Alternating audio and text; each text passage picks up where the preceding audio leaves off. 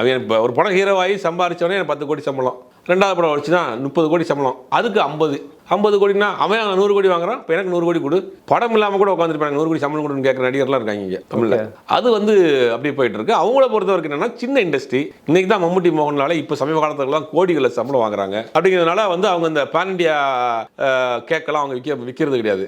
நேரடியாக கேரளா கேக் மட்டும் தான் விற்கிறாங்க. வேணும்னா இந்த வர்க்கியை வாங்கி திண்டுக்க. அதுதான் ஒரிஜினலான பேன் இண்டியா மூவி. இப்போ புஷ்பா படத்தை வந்து தமிழ்லையும் பார்த்தோம், ஹிந்திலையும் பார்க்குறானுங்க புஷ்பா 2 அப்படின்னா அதான் ஒரிஜினல் பேன் இண்டியா மூவி.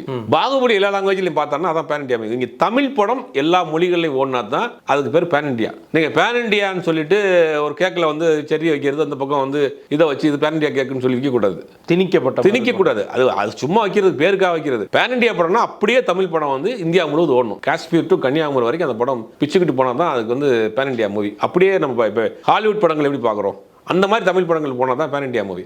இவங்கள பொறுத்த வரைக்கும் என்ன பண்ணுறாங்க அப்படின்னா, ஒரு சின்ன இண்டஸ்ட்ரி, காசு கிடைக்கிறதுக்காக வந்து எல்லா கேரக்டரும் ஒத்துக்கிறது கிடையாது. கேரக்டர் நல்லா வந்துச்சுன்னா பண்ணுறாங்க.